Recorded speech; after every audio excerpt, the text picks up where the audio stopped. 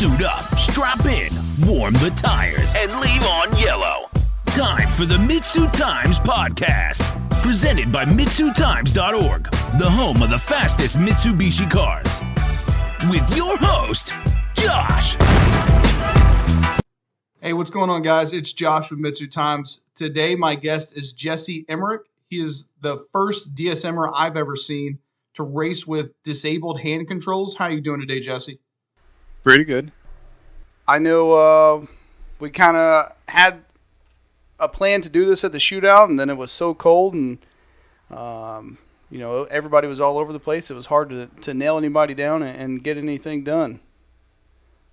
Yeah, I huddled in my car for most of that weekend, so I'm glad that I got to do the poker run with you guys, though. That was a great time. yeah, that ran really well this year. They in the past they tried to spread out some of the stops too much, but this time they kind of had the route nailed down pretty well, so it flowed a lot better, and it's a lot of fun. And I don't think anybody got too drunk. It was just hard for me to keep up with you guys. My pickup truck they with run the a little GoPros faster on it, yeah. I was trying to get some flyby videos, but I couldn't even get up there in the traffic. I think down on the highway we were going about 80 or so, a couple points. Oh, I guarantee it, yeah. I think I was doing 80 and you guys were still pulling away. So, Jesse, tell us about the setup on your the car that you're most known for, the red 2G Eclipse. Tell us about the setup on it. Sure. Yeah, so I've had that car for about 10 years now.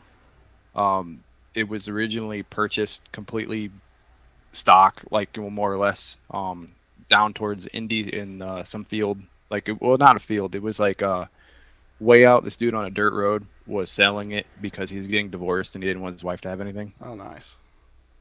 So, yeah, he had some kind of modified Jetta, like a Lexus SC300, a bunch of cars just sitting out there. And then this was in a barn. So when I got it, it was dirt and straw everywhere in it. It had straw, all kinds of straw in the trunk. Really clean. We ended up having it fall apart. The engine fell apart about 1,200 miles after I got it. It wasn't anything he did, or it wasn't faulty when he sold it knowingly. He had somebody refresh the engine for him, and they put the oil pump together wrong, and the stub shaft actually fell off the back of the oil pump, went down into the pan. So instead of pumping oil, it just lost it all out the bottom gear. Dang. And it went through the pan. But when that happened, we went and got a junkyard 2.4 block out of a Spider for $120. Put a 1G 7-bolt head on it off of an engine that I got for $300. And then we got some just random pistons and rods, a set of 3 Eagle H-beams and stroker pistons for $150. I bought 1 replacement piston, and I used 1 rod out of the old engine because they were also the same Eagles. And we put that together into this car now. And so it's a 2.4 1G head. And we put a Cyclone manifold on it because I always wanted to experiment with, whether or not that would do anything, or for sure, make a difference. And it definitely noticeably makes a difference in how the car pulls down low, which is what I was actually going for when we built it. Was I wanted to have enough torque that the car wouldn't feel so sluggish. If I go drive my 2-liter auto and then this is a lot more has a lot more grunt out of a stoplight or just in traffic in town. It doesn't feel so there's not as much of a delay. I guess that's the best way to describe the way a regular auto will feel. Okay. But yeah, we did that. It's got a mostly built trans, it's a Kigley 5-plate front clutch, valve body with the shift kit, and also a lot of the mods that Kigley suggests to do. If you look at his website, we did pretty much all of them. Not quite up to the way that say Andrew would do his, but pretty close. Everything but basically deleting 4th gear or running really super crazy full line pressure manual controlled shifts because Yeah. it's still TCU controlled, so it's set up for the TCU. Okay. Do you use the And Force 4 box, or you just let the TCU do everything? right now the TCU is set to do it, but I do have a Force 4 box, but I'm probably not going to use it in this car, and I'll save that for my Talon Gotcha. because I have Andrew's overdrive delete valve body for that car and a torque converter. This is a stock torque converter in this car because with the 2.4, it loosens up the stock one enough that it'll work. Okay. I know it's still very, very big, and it would spool faster. I know it would, I could get up on the converter at the line a lot faster on a different converter, but the problem is the sacrifices on street driving are kind of a lot for the way I drive that car, because I've driven that to Tail of the Dragon before, so for something like that, I didn't want to have to mess with trying to get a converter exactly paired to it. It's always a compromise with that too, because you lose slip, but then you gain the ability to have some more load on it to launch harder, but then the consequence of that is higher slip. So you don't want to. You got to kind of just try to figure out what you're building the car for, and that's when we did that. I was like, well, we'll leave this because I can get it to work, and after several years, we did get it to work, but just a compromise, and also it's a pairing of what turbo you have too, turbo cams, And you're still in the FP green? Yeah, so I have it's the second gen of the FP green, so billet wheel and the anti-surge housing, but it's not the HTZ wheel. So we have that, and I switched from the regular FP cast turbine housing to a ported one, and that made way more of a difference than I thought it was going to. Huh.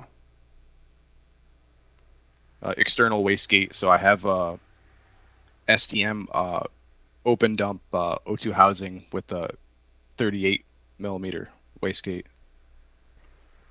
It's definitely, when you look under the hood, it's definitely a very clean setup.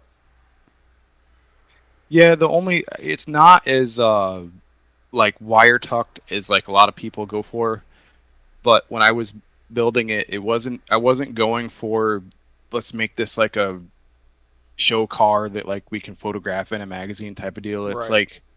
I wanted to make it so that I can reach stuff to work on it. So I tried to eliminate every clamp or spot that I would bolt something where I would have to take a bunch of stuff apart to get to it. So all the intercooler piping joints, I don't have any that are inside the bumper anymore. The original intercooler I had on this car was one of the Grady style with the crossover pipe over the top of it. And if any of those clamps come off, you pretty much have to take the headlights out to fix it.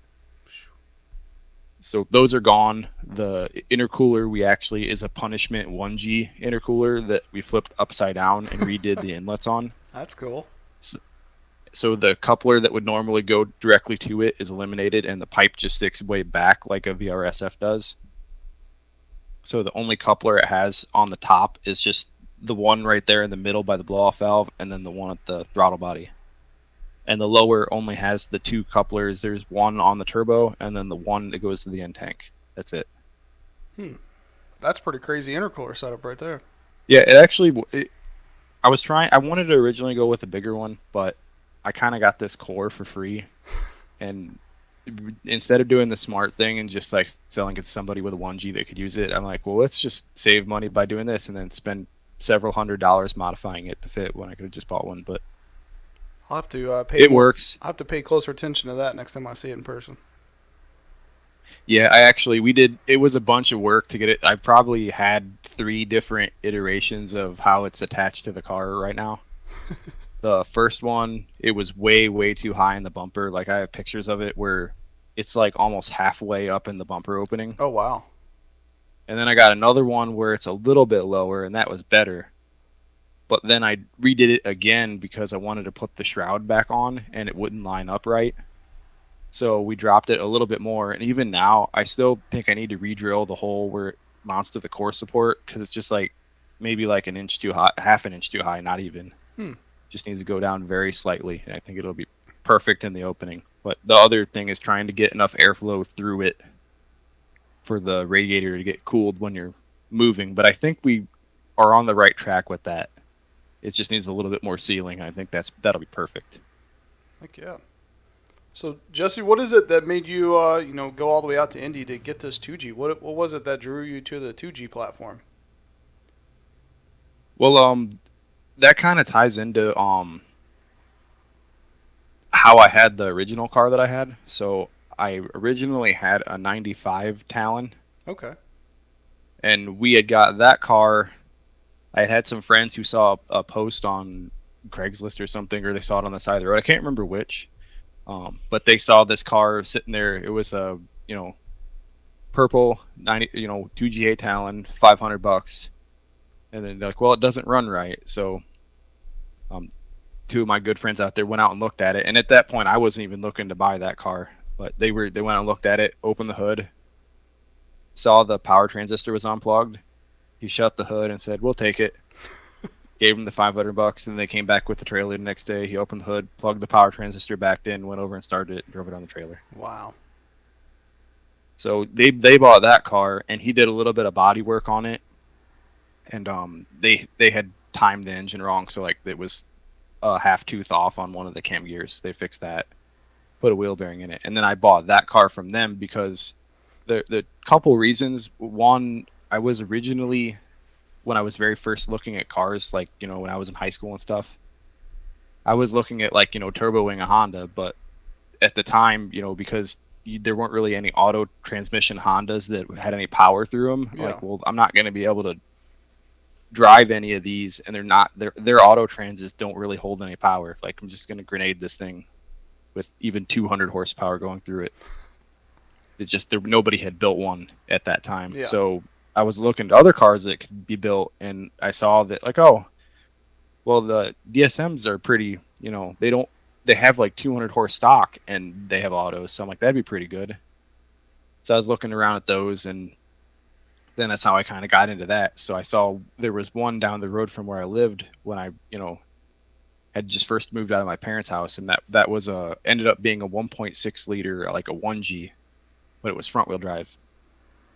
So I was like, oh, I really want that, but that since I found out that those are no good, they're no power, like you pretty much just have to swap everything out of it. Yeah.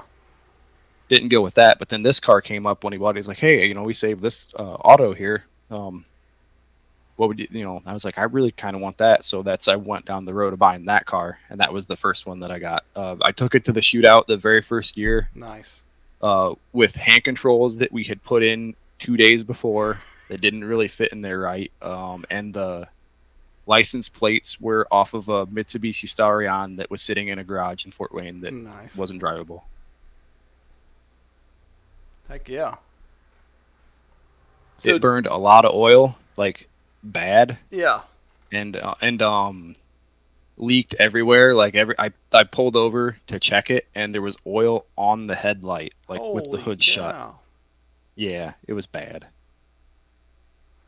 That's some serious oil loss right there. I didn't race that year, but that probably wasn't even the first shootout I had went to. So this was probably in 2009. I want to say, yeah, I think it was 2009, and that would probably have been the second or third shootout I had been to at that point. So you were already interested way before that.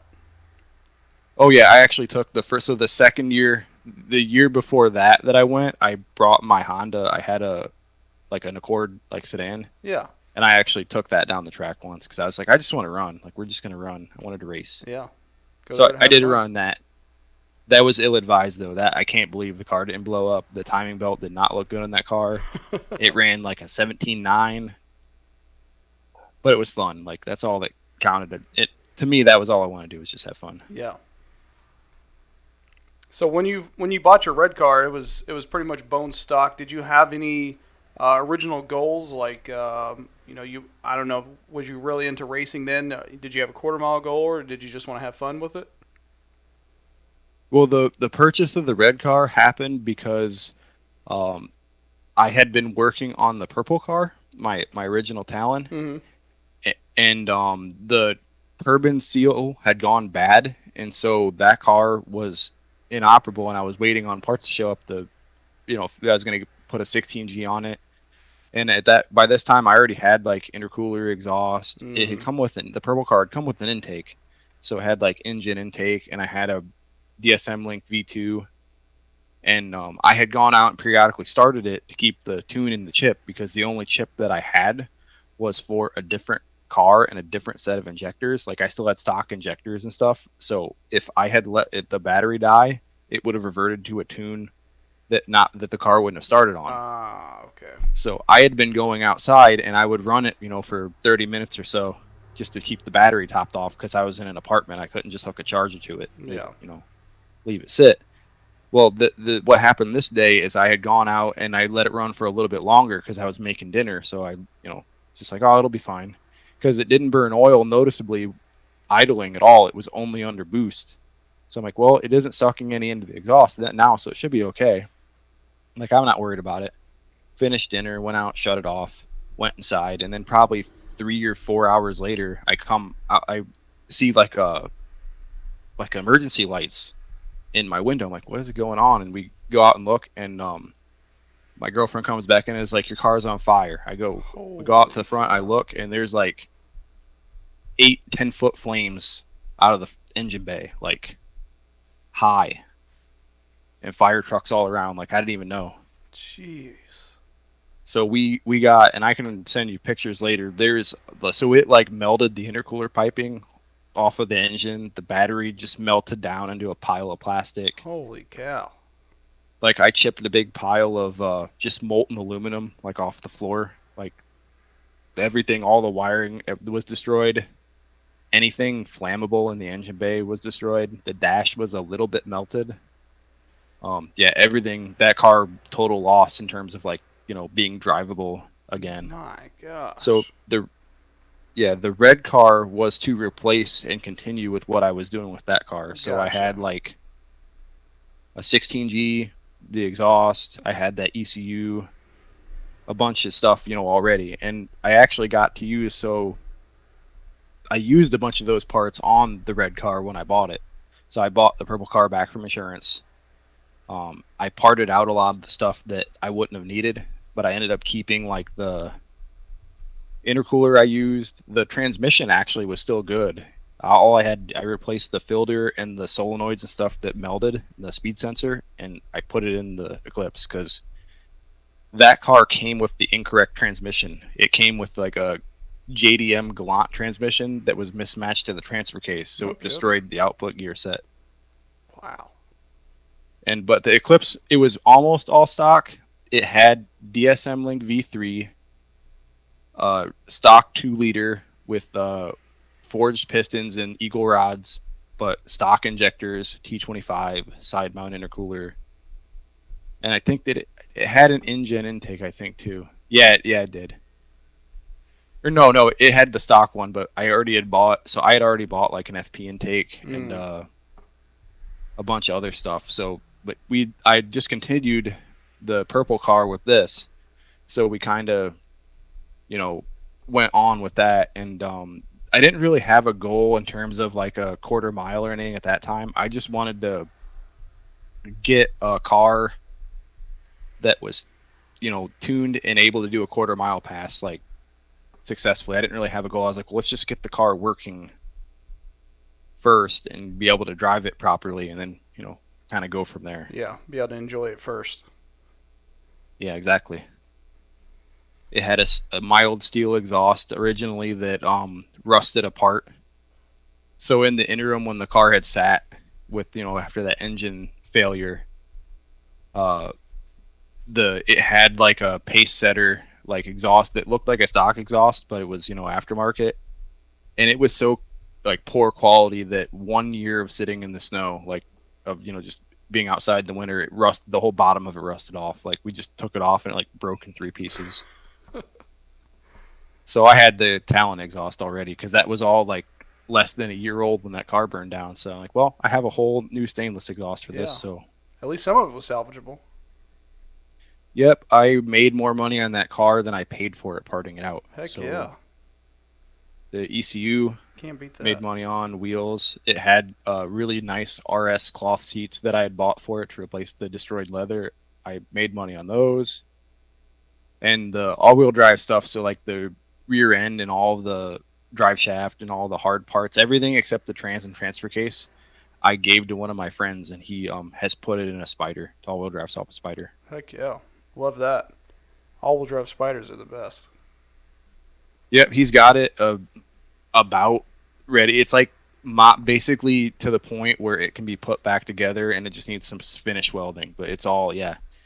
I was like, that's the best use for this car that I could see. We were going to try to make it a drag car, but even it had a little bit of rust and stuff, and with the wiring being all destroyed, we're like, well, we would have to buy a wiring harness for this, or like find one, and it's just like not worth doing. So it got a good life, I would say, and especially being the transmission is still in this car going.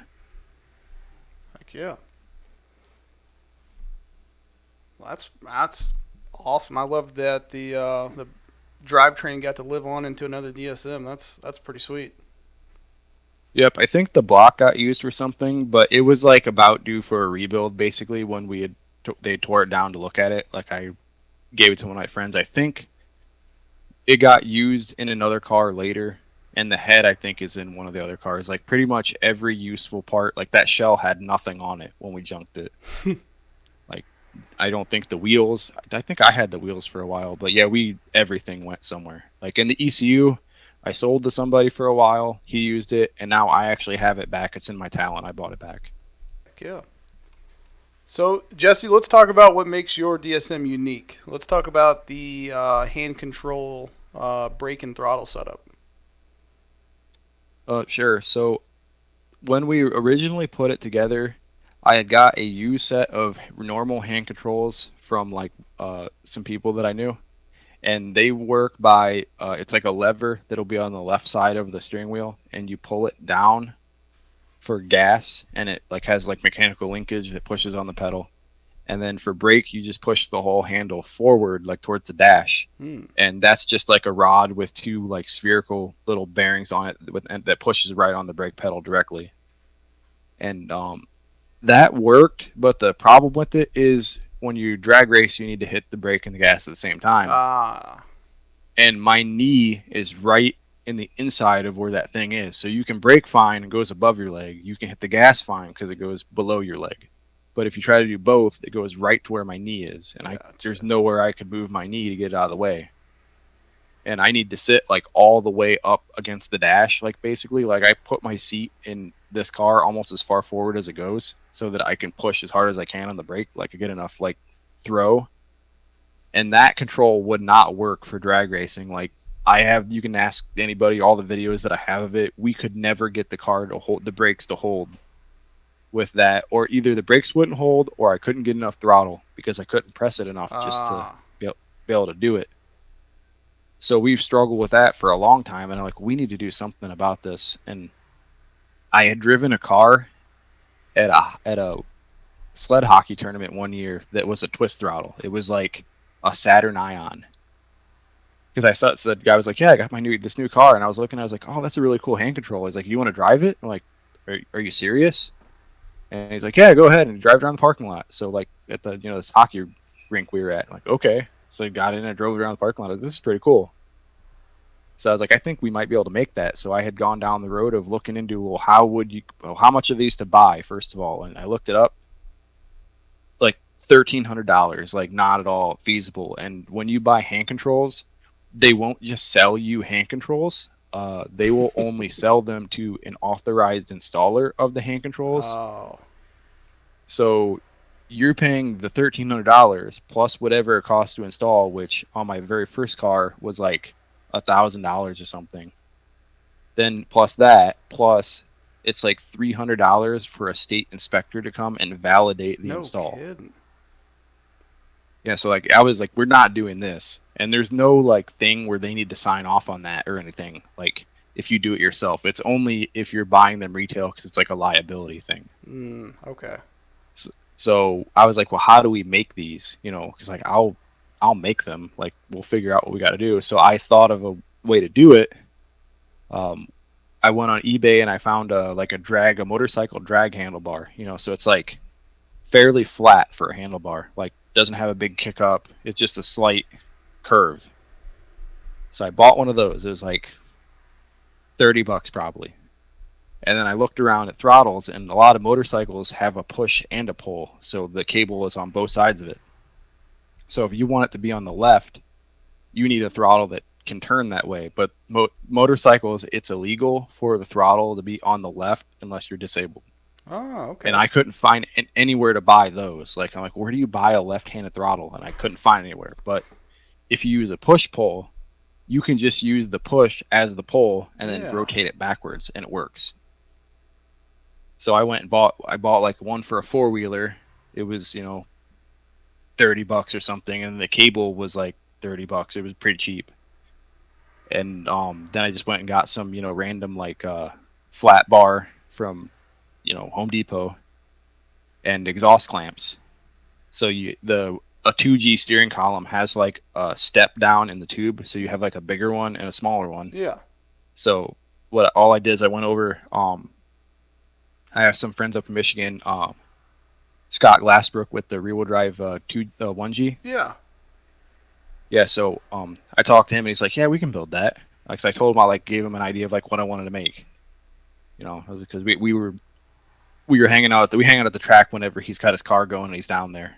So we go up to Milan, and I was just sitting there talking to him. I was like, "Yeah, I want to build this to get this going." He's like, "Yeah, we can. Just let me know, like when you get stuff." So we went down there, and in an afternoon, we built these hand controls. So we cut that handlebar in half, shortened it a little bit, notched out the tube for like a pivot. So like it's got a little thing for that flat bar to go through. Made the pivot, and then we just took the flat bar, welded it to the sheet metal part of those exhaust clamps, and then clamped them directly to the column. So it's like solid. That's so cool. All the other ones I've ever had, and this is the way that like actual retail ones are installed. They just use big hose clamps, and you can move it. Like it's like not very solid. I never liked it. So when we built this one, it's like completely rigid, has no play at all, doesn't move.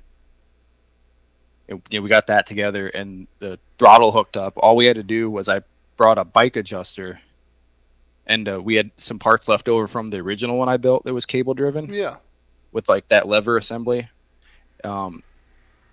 We used the original bracket for it, reinforced it a little bit, and then we drilled a hole on the rod for the gas pedal, and the cable just pulls on the top of the gas pedal. So all the twist throttle does is just pull the gas pedal. I would like to make one someday with a longer cable that just pulls directly on the throttle body and get rid of the pedals entirely. But that's going to be a race car thing because I don't know what happens. We'll see what happens if I ever go have any kind of car, like be pulled over in a car without pedals. I don't know what will happen, but we'll find out.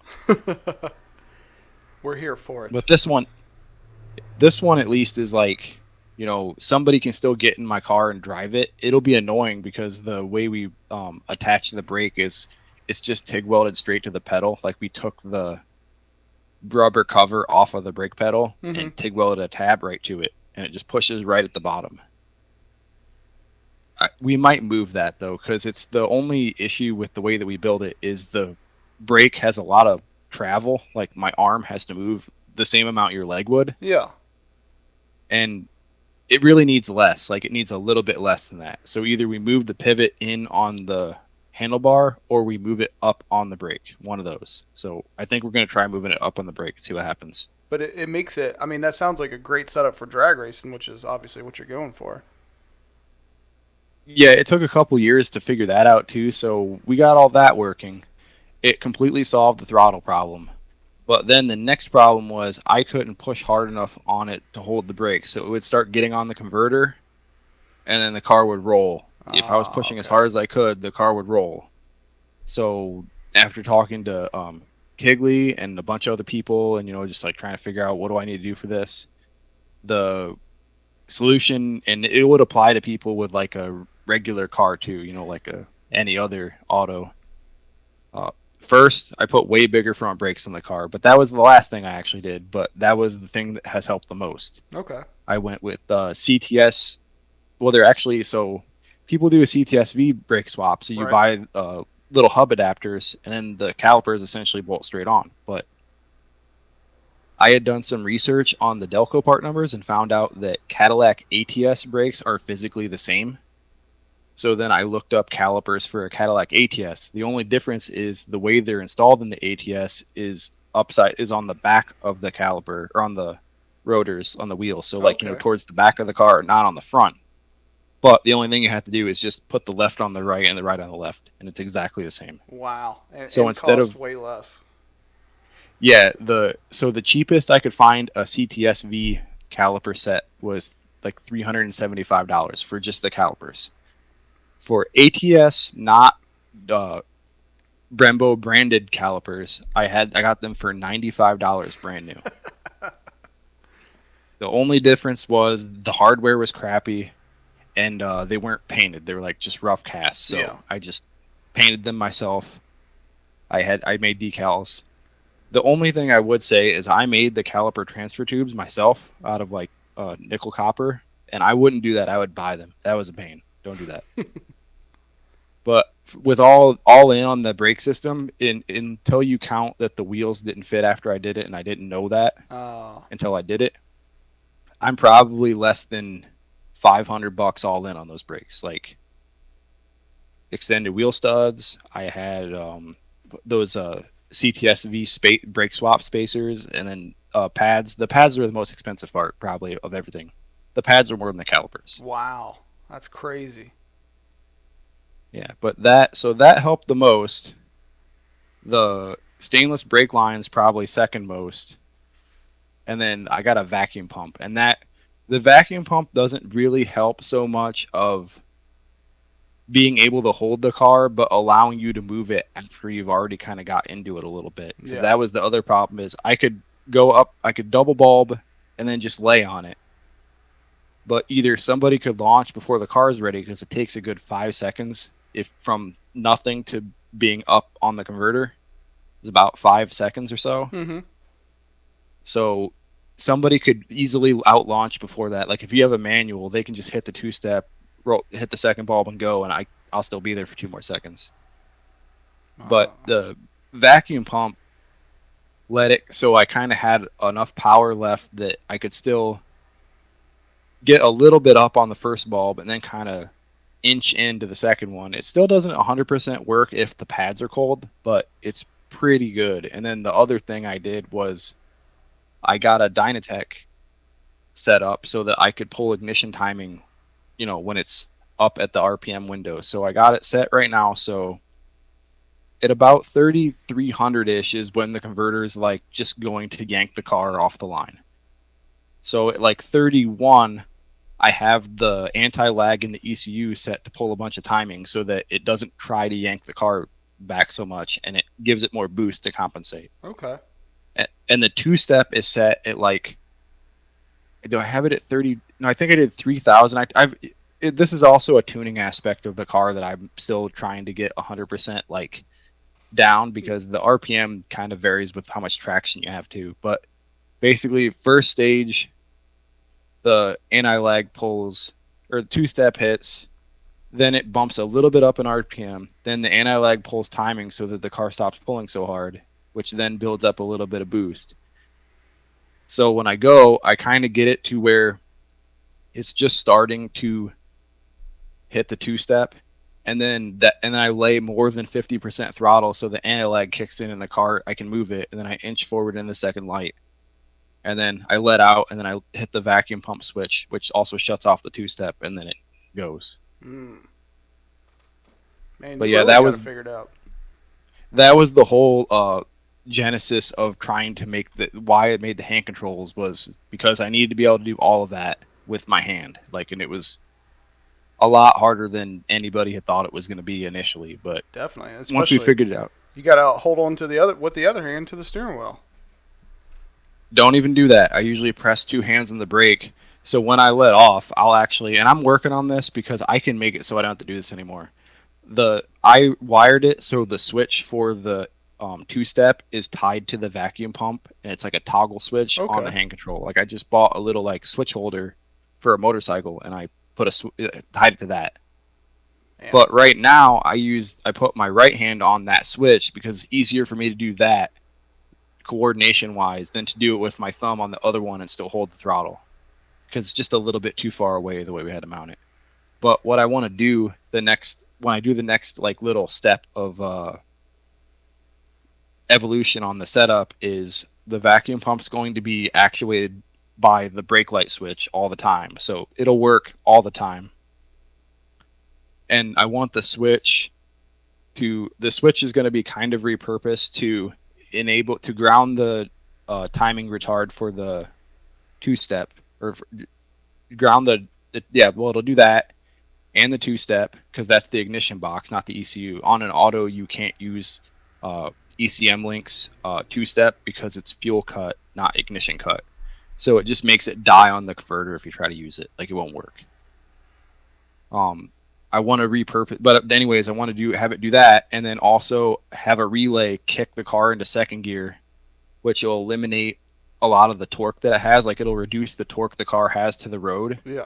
So it'll spool on second, and then when I let out and the brake switch kicks back on, it'll shut all those relays off and then kick the car back into first, like, manually. Sounds like you need a Haltech Elite. That's what I really, really want for this car, which is why I'm not bothering to put the shift box onto this car, and it's going onto the Talon, because the Talon's only going to have 3 gears, and it's going to be full line pressure. The shift box is perfect for that car, because that's going to be a drag car. Gotcha. Well, a drag car only. This car, I still want it. Like, I also had a problem where, because the car has twice as much torque as, a stock one. Right. It will, if I leave overdrive on, it will, and I let it build boost. Like, if it shifts into overdrive when the car is in peak torque, it'll just burn the end clutch right out of it. And I've done it before.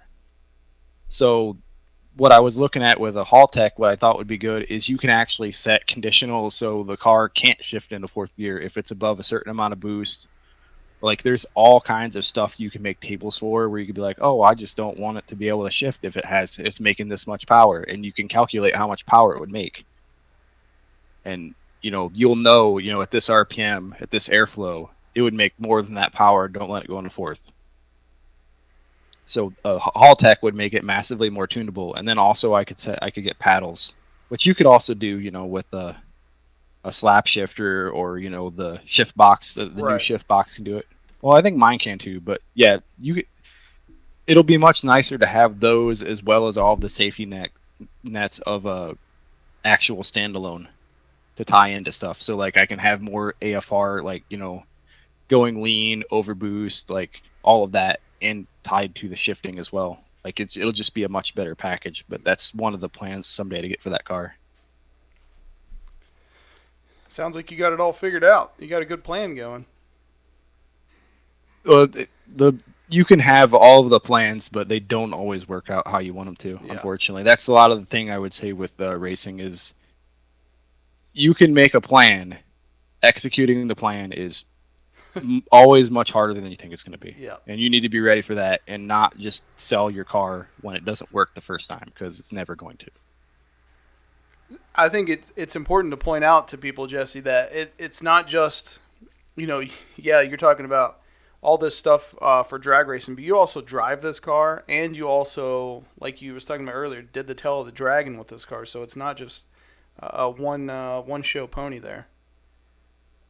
No, so like I drove this car to work yesterday. I don't always drive it to work because it has 200 treadwear tires, and driving it to work all the time is stupid. Like, it would just they would wear out. They're already getting a good bit of camber wear because I need to fix that. It's too low, and I haven't put the control arms on it. And yeah, those tires are not really great for this. It doesn't ride all that well for something like that either, because it's just not what it's made for. But I wanted to make this car to be able to do anything I wanted to do. Like, I've done a couple autocrosses with it. It's not great for autocross, and I'm probably not going to continue going in that direction because just the way that the car is set up, there's not really a good way for it to be good at an autocross. A road course, I do think it would be pretty good at. So I would like to do, get that going. I have talked to some people at NASA when I was at PRI last year, and I would like to participate in some of that. I wanted to do that this year. I didn't get everything set up in time to make any of their events really. Like, the main problem I was having was the car creeping up in temperature, which I'm getting a better handle on. This is another thing that people will have a problem with is you start modifying a car that's set up for 200 horsepower and has all the cooling and ducting and every, heat shields and everything all there. Well, you throw all that away because you think it's not necessary, and then your car starts overheating and melting stuff, and you don't know why. Well, it's because you eliminated all of the stuff that was there to keep it from. So you either need to put that stuff back or come up with a solution for the problem. So I'm kind of working through that. I put the radiator shroud back on. I have blankets on the manifold and turbo, and the fans have been modified a little bit to sit closer to the radiator. And I want to get hood vents to get heat out of the hood a little bit better. And once I can confirm that the car will hold temperature at wide open throttle for, 15 minutes at a time, then I'll be able to do a road course and not worry about it, I think. Okay. Heck yeah, I'd love to see that. And I got a seat in it because those leather seats are terrible for turns. I'm glad I did an autocross before I tried to go with the Dragon, because I probably would be dead if I could try to do that. You all over the place. It was so bad. I'm like, well, I'm in a parking lot, so luckily I can spin out into the grass over there if I bend this, so we're fine. But if I'm on the side of a mountain, it's going to be a way bigger problem. So I got a Corbeau, really super deep bucket seat from one of my friends. Cool. I actually traded some work. I helped him tune his car a little bit, and he had the seat. He's like a real big guy, and he's like, I have to sit diagonally in this seat. So I mean, you can have it, and I made new brackets for it, and threw it in. But yeah, it's much better. When I went down there, it was the seat worked perfectly. I killed the turbine seal on the turbo about halfway, but the shaft was still tight and it was not burning all the time, so I just kept going anyway. So like, well, we'll just add oil to this when it needs to add oil. It ended up being okay. Heck yeah. So how does the hand control setup work? Obviously it works well for drag racing. Is it kind of a pain to daily drive it or to do, like you said, the road course or the Tail of the Dragon? It's really, really good for street driving too. I would say if it was in a car that has a lot touchier of a throttle, like say like a drive-by wire car, like my Genesis, or like a Subaru. I have a Outback. Both of those cars are very, very touchy on their first little bit of throttle, and I thought that was just me, but I've had other people drive the Subaru too. No, this thing is really weird to drive. You got to get used to how touchy the throttle is, and my Genesis is pretty bad with it too, just because the digitalness of the way the throttle is very abrupt if you don't know what it's doing. For this car, because it's got so much converter slack and stuff to take up by that throttle, it's very smooth to drive on the street that way. I don't think it's any detriment on the street to have the throttle that way, which is evidenced by actual hand control companies making hand controls similar to that. The only thing I would say is eliminating cruise control on a car like that for me is not ideal. On the Eclipse, I do have a throttle clamp, like the motorcycle, where it clamps onto the twist throttle and it holds it at certain positions. So if you're on the highway, you're gonna be on the highway for a while, I can just kind of clamp it roughly around 75 miles an hour, cinch it down, and it'll hold pretty well. Okay. But you got to kind of mess with it a little bit if you're going up or down a hill or different situations. But it's better than nothing. That's the only detriment I would say is when I did that, and to make the car easier to work on, I got rid of all the cruise control stuff, and that's been more of a problem than the hand controls, I would say, overall. Heck yeah. I had to do something similar when I had a Harley Electra Glide that didn't have cruise control from the factory, and we'd go on long trips. Yeah, I had to rig a little thing that would cinch down the throttle so I could take my hand off of it every once in a while. Yeah, I think my dad's bike actually, he added something to do that later when he had a Electra Glide. And I wish I had had the throttle clamp when I had a scooter. I had a 250cc scooter with a sidecar. Yeah. And that was the main problem I had with that. One, it was too slow. So I ended up getting rid of it just because the only place I had to drive it would have been on the highway, and it was not fast enough to go on the highway with that sidecar. Just the way you have to have some tow on a sidecar to make the whole thing stable, and the tow on an engine that only has like 14 horsepower it can't handle it. So but when I drove that, the main problem was they're not made for somebody without, like, I don't have a whole lot of like balance in my trunk. Like I had to stabilize myself with my arms a good bit. So that's why like a deeper seat in a car really helps me.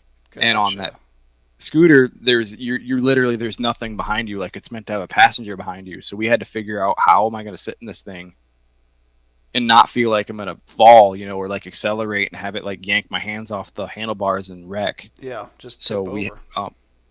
Yeah, I was really worried about it. We ended up taking it had like a pack, that would be behind the passenger like a Harley does. So we took that whole thing, flipped the brackets around the other way, and then bolted it back on. So it essentially eliminated the back seat and put that backrest behind me instead of behind the passenger.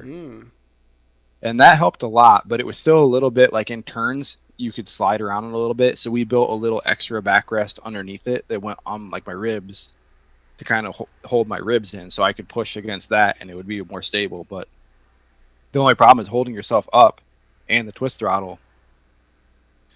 My arms would get super tired. My throttle hand particularly, I'd be like, I'm just dying. So. Yeah, I can imagine. That's what, as soon as, I think it was last year when you were parked on the road there outside of Bushers, when you were talking about the hand control setup, the first thing I thought was, man, I bet your hand gets tired. But on a highway drive, or in town even a little bit, but it's not so bad in town because you kind of spend a lot of time at a stoplight. But on the highway, it's pretty bad. The actual old hand controls where you hold the whole lever down are much worse. Oh, I can imagine for that. Yeah, for sure. I'd wear your whole arm instead of just your hand. Yeah, your whole, in my left arm, I had like a nerve damage in my left arm. So like that arm gets tired a lot faster with that. So what we figured out how to do was we took the spring off of the throttle assembly, off the pedal assembly in the car. Like, it has the little spring you can just unhook from the little like seat that it sits on, and it makes the throttle much easier to push. Cool. So we did that, and that's how I left that car. I don't think my other car has that yet, but it pushes differently right now, and it doesn't really seem to affect it. But at least on the Eclipse and the old Talon I had, we did that, and it made it way better. Especially with that twist throttle, it's a lot better that way. But it helps. But yeah, man, it's rough without cruise control. It's when I jump in one of the cars that has it, I'm like, this is so nice. The Talon still does, so. But it's going to have to go away, I know, soon, and I'm not really looking forward to it, but it's not going to be driven on the street that much when I get that point, so I'm not worried about it. This episode of the MitsuTimes podcast is brought to you by Haltech. After 35 years in the business, Haltech continues to be an industry leader in engine management and performance automotive electronics. Whether you're sliding sideways in a turbo drift car or pulling high gear in a 250-mile-an-hour Pro Mod, Haltech has you covered with their award-winning fuel and ignition control products. Their flagship Nexus R5 combines the functionality of a PDM, wideband controller, and engine management all in one state-of-the-art vehicle control unit. Powered by the user-friendly NSP software, Haltech gives you ultimate control over your race car with built-in Wi-Fi and oscilloscope functionality. Haltech helps power the world's quickest 4G63 powered dragster, 4G63 all-wheel drive 5-speed, 4G63 all-wheel drive auto, and 4G63 front-wheel drive cars on the planet. They can help you unlock the power. Check out all their products at haltech.com. Find them on Facebook, Instagram, and YouTube at HaltechECU. So, Jesse, what is it? You had a 2G before, you have this 2G, you have another 2G. What is it that keeps you in these cars, keeps you motivated to keep pushing them? A lot of it is, I would say, to be able to do something that a lot of people that don't think that the car should be able to do. Like, you talk to a lot of people that are like, say like drag race, they'll be like, well, we have an LS, or, we have this Coyote, or, Mopar, whatever it is. And like, I'll show up in this car. I lined up against it's like a super. The first race I did that I really remember at the track was it was a supercharged like Ford Thunderbird, like I don't know, like a '89 Ford Thunderbird. It had really super big back tires, like traction bars and stuff. And I lined up against that guy, and I pulled like 2 cars on him, no problem, all the way down. It was like, I think that pass was like a low 12 something, but I pulled back around. And when I was just wheeling through the pits later, I was just wheeling by that guy's pit. It was like, hey man, that was a really good race. You know, I told him, I was a lot of fun. He's like, man, I couldn't believe it. Like, I saw those little tires in that little car. Like, I didn't say like this is gonna be nothing, and then you were gone. Like, I couldn't believe it. I'm like, yeah, that's what I like doing. You know, I go up. I have a few videos. I got one where I raced a Challenger. He was gone. Like, that car costs easily 3 times what this does. Right. And gone. Mustang, gone. Like, basically any Mustang without forced induction or something crazy done to it, or nitrous or something, like, they don't even know. Like, they see it, you know, and they're like, oh, what is that going to make, like 100 horsepower? I don't think they realize, you know, it's my car probably has as much torque as theirs does, and is about 500 pounds lighter, and has all-wheel drive. So, yep, FP Green ain't no joke. No, it's especially since I got some of the stuff. I remade the downpipe, and I think my downpipe, the flex pipe, was collapsed internally because I replaced that with one of the like accordion stainless ones. The car pulls way harder. I'm like, wow, I don't know, something was wrong with this then. It's way better. Like, I didn't know that, but that even ran faster with it like it was. Wow. And the way it is now, I'm like, if I can get this dialed in right, it should be way better. But yeah, that's, I would say, the thing that I like about these cars in particular is that it's everything that you would already want to do to like another car, you know, like a Honda or something. Right. Like, look at what Speed Factory is doing. They're just making a DSM out of a Honda, essentially. Like, my car just comes like that already. I mean, yeah, I know I'm not taking away from their work or anything, because it's obviously, you know, really super impressive and a good, you know, good build. And they know what they're doing, but they're taking the same basic formula to get their car to work when we don't have to. So, Jesse, I just wanted to talk about your goals for this year with the car. Well, not just your red car, but also your town that you're building for, you know, to be a little bit more serious. Well, the main thing with the red car is I've been having a goal to try to run an 11.5 for the past couple of years, and I got pretty close. Ran an 11.68 2 years ago, but that was on a lot of boost, and I think it would be fine to do that again. Like, I don't think the boost level is an issue, but I'm just trying to get. I think the car really has it in it to do that, and I'm just trying to get all of the little pieces that have prevented it from doing so to be able to do it. Because it's been 159 60.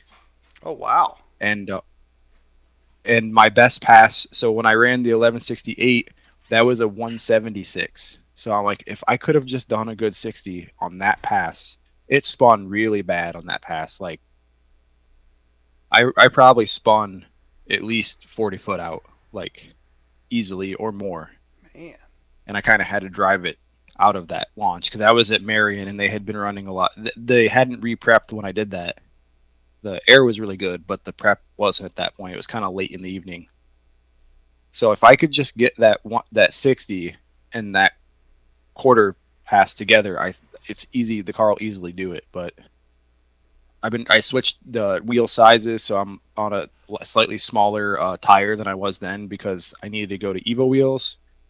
And it has a lot more traction now, but the way that the car loaded up gearing wise is a little bit different. So I probably have to give it a little more RPM and mess with it a little bit. But yeah, trying to do that and get the car to be reliable. It's been pretty reliable.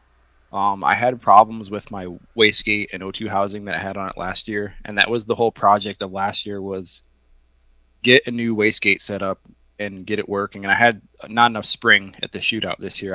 I thought that with the air I'd be able to do that this year, get that good pass, but I didn't. I underestimated the amount of wastegate spring it needs. It had no third spring, and the second spring was not the biggest size, like the biggest spring rate. So I was giving it a lot of boost controller for not a lot of boost. Like I probably gave it 70% to hold still a little bit less than 30 pounds. I'm like, this isn't enough. So I have since increased it to as much spring as the gate holds, and it's like 24 pounds just on gate now. So that's perfect. Like it should be fine. Like it'll run. It's flex fuel, so 24 pounds is fine on pump gas. And I put pump gas in it in the winter, so it's not sitting with ethanol. Very good. And yeah, trying to get that. So I just want it to be, maybe run 11.5 and then try to get a road course in maybe. And then I got a trip. We're gonna try to do the Dragon again in June, and I want to take it down there. I wasn't real super happy with the pictures. I didn't buy any of them because the way the intercooler was, it was like all goofy looking last year. Well, that was 3 years ago. Yeah, that would have been 3 years ago was the last time I took that car. I see. So I'm hoping to get. I see what you're talking about when you're talking about the intercooler being too high now. Well, as soon as I opened that picture, I was like, oh, okay, that's what he's talking about. Yeah, it was because we used the outlet that was on the tank originally, and that was the only way it fit. And I'm like, we did that for a track event that I was making it to, and I'm like, we didn't have time to remake all that at that time, so we just mounted it like that. But when we had more time, we plugged that off, drilled a hole in the top, put a 90 on it, and that let it drop down to be actually good in the the opening. But yeah, want to tweak that a little bit and some stuff with the ducting and just make sure it's reliable. I've had a weird tune issue that I've been trying to narrow down on long drives that I want to try to solve, but it's pretty hard to reproduce. So just stuff like that with that car. The Talon, the main thing I want to be able to do next year with that is be able to start building it for drag. Once my daily driver is 100% back running again, I'm going to pull that in there and try to start fixing little problems with that car. I already have a couple of videos in process for that about fixing small stuff with it. The blow-off valve didn't work. The oil filter housing was really, really loose, and so it was just puking oil all under the car. And it still burns a little bit at idle. Like if you leave it idle for a long time, it'll burn some oil. Yeah. And I've been trying to figure that out. I think the PCV was sticking. I'm not 100% sure, but I'm trying to narrow that down. Once I get those little things going, I have a wideband sitting in on the workbench ready to go in that car. I just got to pick up injectors because it's still got stock injectors, and then I have a Walbro 255 just sitting ready to go in it. And then I can start turning the boost up on it and see how fast it actually will go. Because it's never, since I've had the car, it's an Evo 316G. Never ran more than 16 pounds of boost. And it's pretty fast on 16 pounds of boost, honestly. But now that I have a car that's much faster, I know how much faster that car could go. And it's a good bit lighter than the Eclipse, without all the extra all-wheel drive stuff in it. So I think it should be pretty fast. I would like to be able to get it to the drag strip this year and run a mid 12. I think it should do a mid 12 no problem. Heck yeah. Then you get your red car doing 11.5 is pretty consistent. You could take down the 11.5 index class at the shootout. Yeah, I was hoping to this year. That was the plan. I was like, I think, well, originally I had wanted to do 11.5, but since I was having the wastegate issues, I dropped to 12.5, and I had it set pretty much perfectly dead on for 12.5. And then I had the water pump kill itself. The bearing smoked itself and puked coolant on my pit stall. Yeah, I pulled in. I'm like, that's a lot of coolant. And at first we saw some, but it didn't look like it was from me, and I didn't see it come out of my car. I'm like, well, maybe somebody parked here when I was gone. I don't know. I was in the pit lane for a while. Somebody could have parked there, but then we noticed it was definitely from my car. So we, everybody in the club made the call. Well, we're gonna go find a water pump, and we're just gonna fix this right now because we have enough time for eliminations. We should be able to get you back in.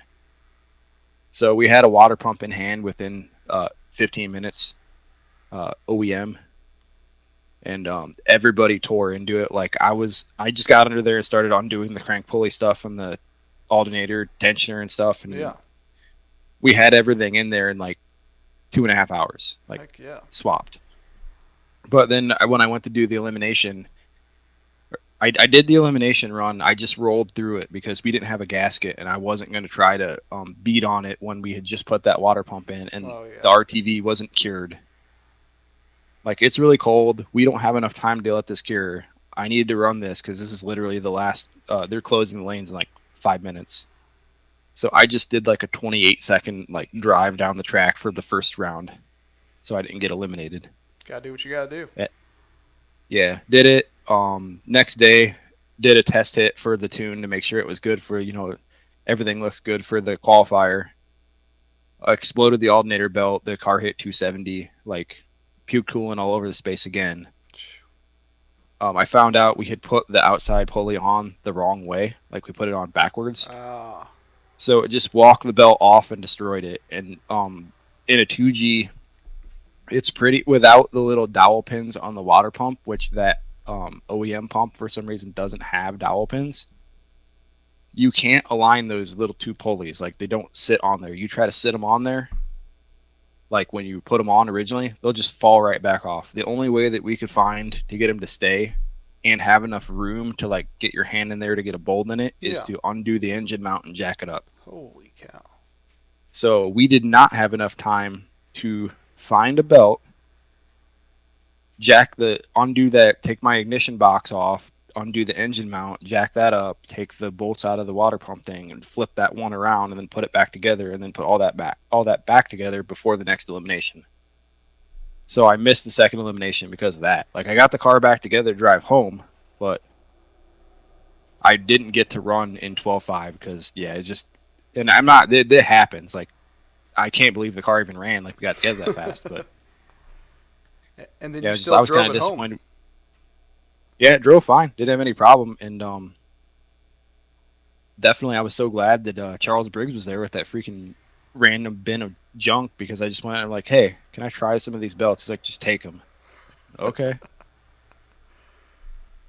Yep. Yeah, I got it all slapped back together. Everything ran good. I don't think I've had to do anything since then. And actually that seemed to solve some of where the coolant was going in the car, because for a while I was losing coolant, but it wasn't hitting the ground and I couldn't see any leak. And was the water pump. Go figure. It's like one of those shootout curses. Something's bound to break. Oh yeah, everybody has had it. I had that was the 1 year, the first year I had the red car was when it was making that weird noise. It was like, why is it making like a sucking noise? What is that?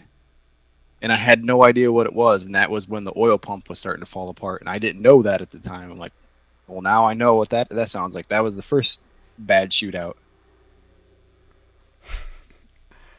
Yep, it's all the shootout's one of those things. It's a love-hate. You love the event, and then for some reason everything seems to break. Especially this year when it was freezing cold.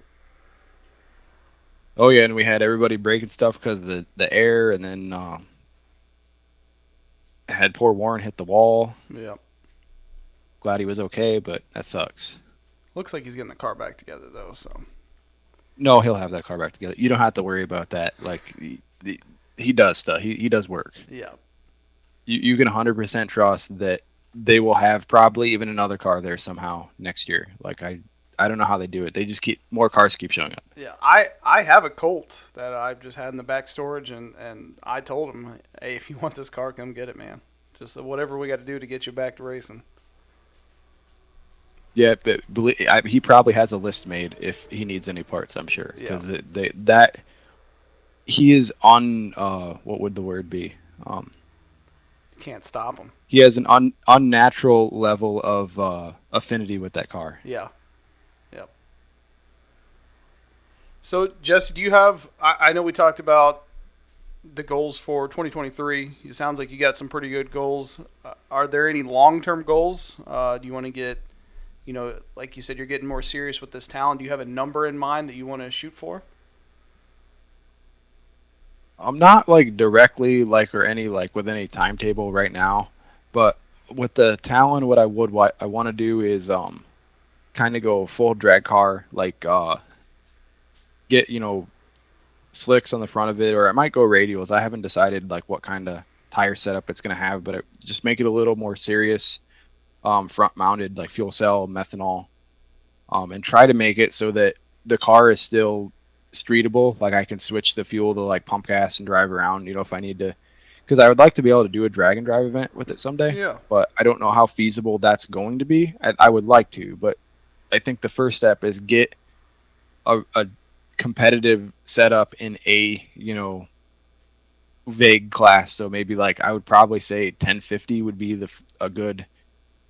You don't want to go for the moon right away is what I would say if you're trying to do something with a car. And I already know what driving a car that runs 11s is like, and I know that I should be able to, if I just make more race car type decisions for this car, I should be able to make it do that. Like I have a converter sitting for it that I don't know exactly what it is, but I'd be willing to try it and see what happens. It's supposed to be a mid stall, but I got it for free in a box, so we'll try that. Put it on methanol so I can put a lot more power through it and then see what it does. But I figure like if I can get it to do 10s and then get in an index class for that would be a pretty good start. And then the nice thing about the front wheel drive is I can run a line lock a lot easier on it, so I can have a line lock instead of having to worry about all the brake stuff that I do. That's very true. Plus, you got less stuff to brake. That was the main thing, is I wanted to be able to tow it. Like if I could get a tow dolly, I'd be able to tow it myself, because I don't have a vehicle that can go tow a trailer right now. But I looked up the tongue weight on a tow dolly, and I should be able to do a tow dolly with a class 2 because they don't have very much tongue weight on them. It'd be sweet as long as I'm not going to mountains. You use your red DSM to tow your Talon race car.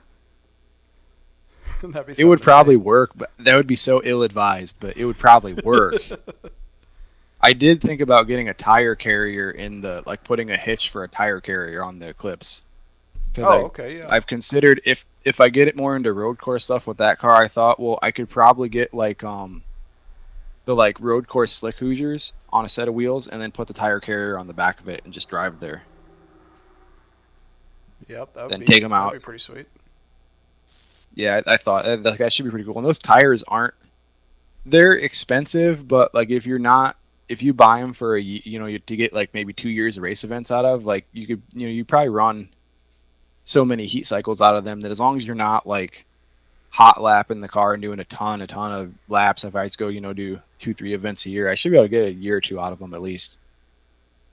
But I got a little bit more stuff to do before something like that. Like I've considered going with an actual functional wing if I do something like that on that car. I don't know.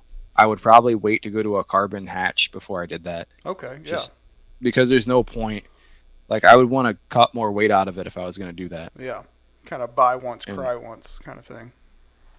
Exactly, and I'm trying not to just damage more OEM parts drilling different holes in them if I have to. Yeah. And if I can just buy a fiberglass or a carbon hatch and drill holes in that, who really cares? I think that they can make another one of those. They are. But yeah, I'd be super into it. I think the Talon is definitely going to need some fiberglass stuff. I don't really care if it's carbon or not, as long as it's light. It doesn't matter to me. I left the carbon hood on my 2G, not for performance purposes, not for aesthetics, because it looks terrible. It's all faded and stuff. It's only because I can lift it easier, so it makes the car easier to work on. Ah, there you go. Hey, that's smart, though.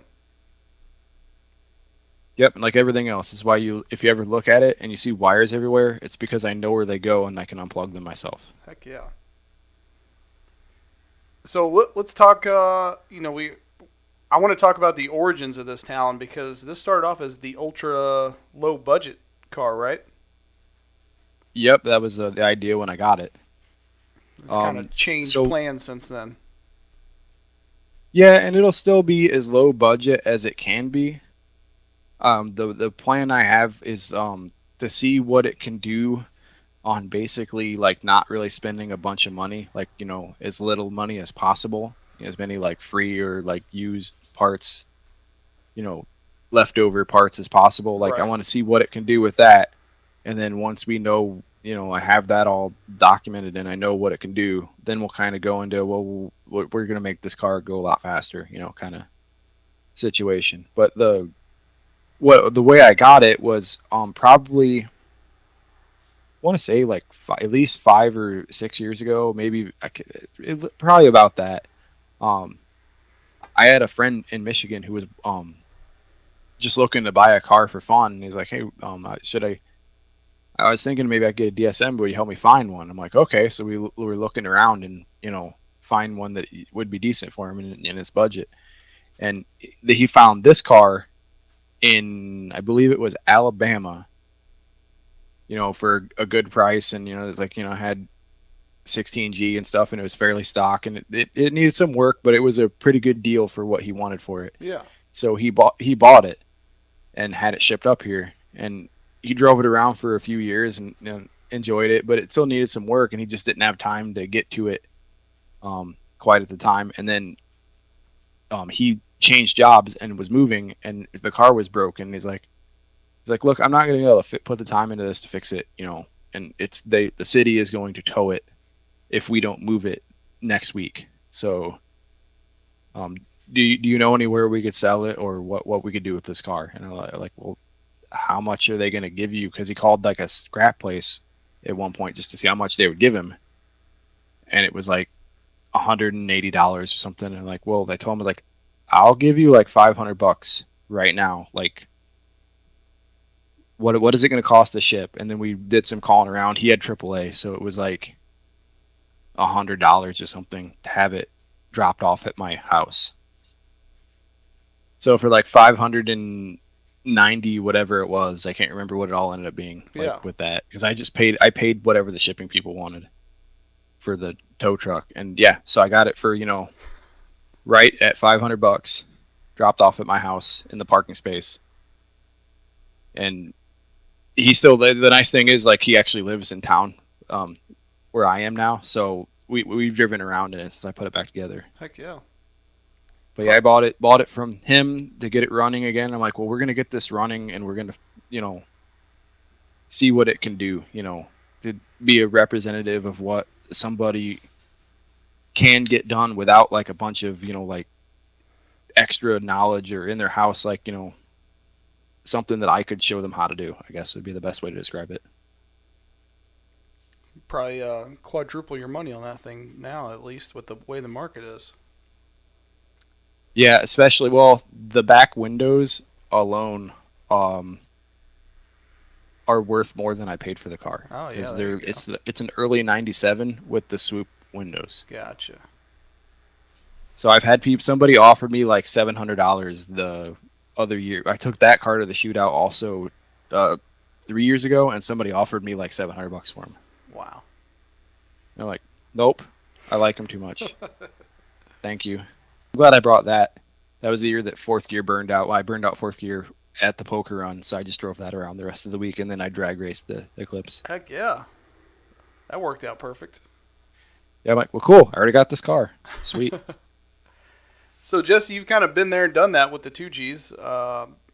If someone out there, they bought a close to stock 2G and they want to start a build to get up to the 11.5 and be competitive in the index, what advice would you give them for their build? I would say more over than getting parts for the car and, like trying to make it fast. I would say first, do any and all maintenance on the car that if you don't know for sure that somebody did it correctly, just do it yourself, because something's gonna break, and it's gonna be because you didn't check it, and I guarantee that's gonna be the reason that it broke. So like, when was the timing belt done? Does the tensioner make noise? Like, does the timing belt walk around on the gears? Is it loose? Like, when's the last time you replaced the accessory belts? Like, is it leaking any oil? Is it leaking any coolant? Does the turbo have any shaft play? Like, is it running 100% right?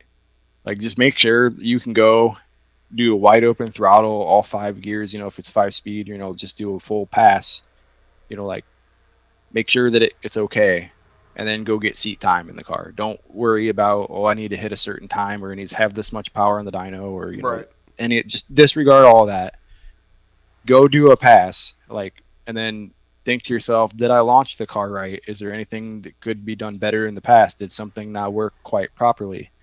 Is it blowing off intercooler pipes or something? Does the engine feel like it's shaking? Does it vibrate braking at 100 miles an hour? Like, are the tires working for this car?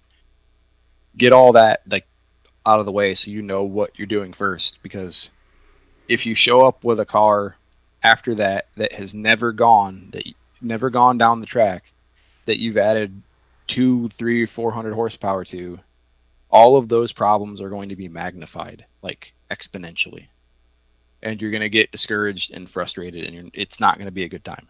Like, you'll have more of a good time if you already know what you have already done some of this stuff, and it's not as big of a problem. It's going to end in a part out. As everything, like, you know, every other build you see does. Yeah.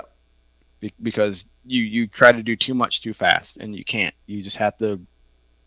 If you're not a race car guy already, and you already know how to build a race car and how to drive it and what it needs and how to tune it and how to fix stuff, you're not going to be that guy that shows up and runs a 9.5, you know, in a car that you bought, you know, right away, that, you know, you built, like, or you had somebody build. It's just not going to happen. You need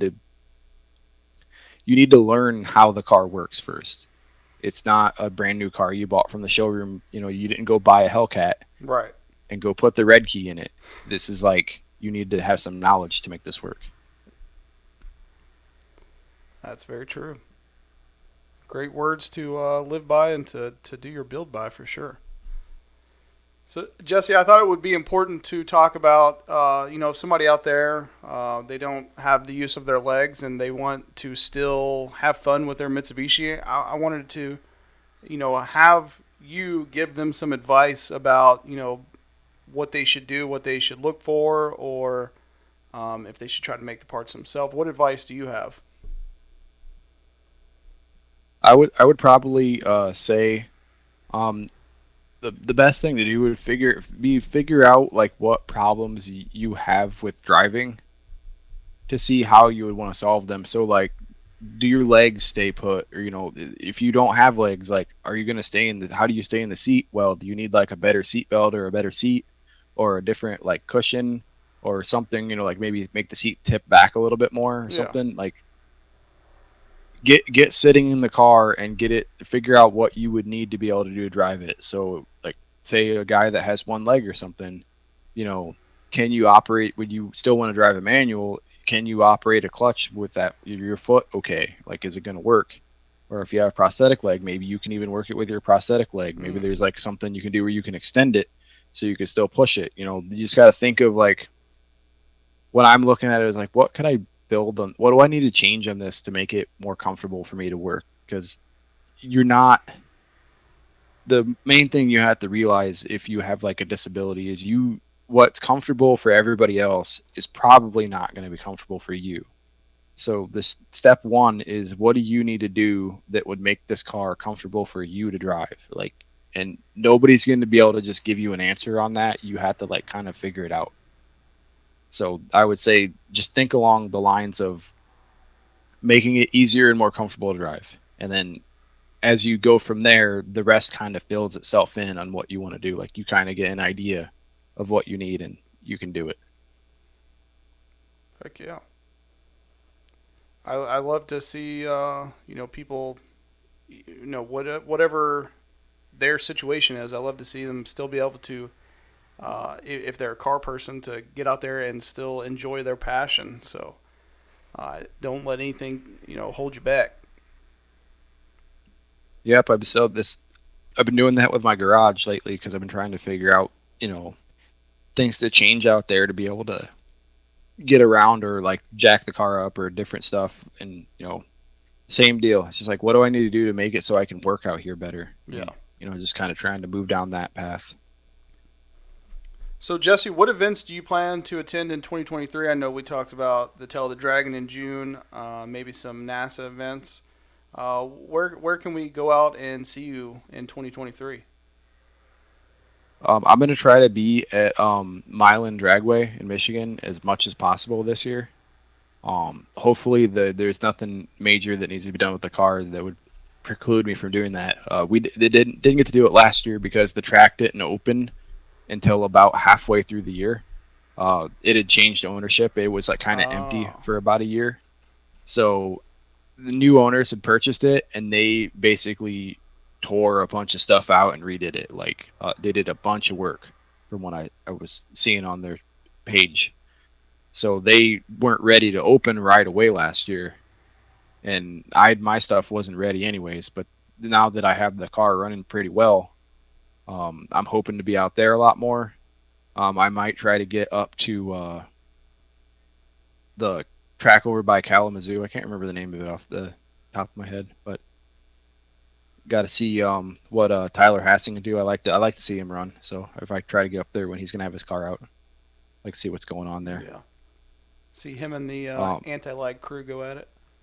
Yep. I'm just waiting to see if he's gonna choke when he races Dylan again. Well, probably, because I mean everybody's scared of Evos, so gonna be out there. Hoping to get to that one of those events at either Mid Ohio or I forget the other one that I looked. Nelson Ledges. They had a Nelson Ledges one and they had a Mid Ohio one that I wanted to go to. I'm hoping to get to one of those. I wanted to go to PRI this year, but just with all the broken cars and me working on the heat in I just put heat in my garage this year. Couldn't quite swing that this year, but want to do that next year definitely. Not really like a race or anything, but it's just fun to see what new stuff that people have and talk to people. Definitely. But yeah, that also I'm not really a big car show person. I try to go to there's occasionally some around here that I'll go to. Yeah. I recently went to one they had in they rented out a whole parking garage, right downtown here in Toledo, and I went to that. It was pretty neat. I got to talk a little bit to those guys, the Hidden Motorsports guys with that exo cage BMW with the LS. Oh, nice. Yeah, that's pretty cool. In person, that's a cool car. That's pretty sweet. But yeah, just that kind of stuff. And I'm trying to post more videos. I kind of didn't get to post very many this year because my garage is really, really cold. That's the first problem. And I couldn't be out there for long enough to really make a video. I would just be freezing. Since I had to daily the car, I couldn't really have it down for a long period of time to do stuff. And I've been trying to maybe make some videos on the Eclipse too, but I haven't quite figured out how to do that where it makes a lot of sense when I haven't been documenting the car from the beginning, because it's still got a lot of different stuff in it. So I don't know how you would make a video about it, like, hey, we're doing this thing, here's this project and I'm doing this on it. It's like kind of like you're not up to speed with it, I guess. So I've been trying to figure out how I would, make that make sense. I did a video on doing the valve seals in it last year, and that I thought made sense because it was just kind of a standalone thing that you might have to do on a car. That makes sense. But yeah, definitely want to try to make more videos because it's not really me going somewhere, but it is like like you can kind of hang out in the garage with me, kind of deal is what I'm trying to go for. For sure. So, well, Jesse, that leads me into my next question is, where can people, let's talk about your YouTube channel name and where people can follow you and keep up with everything.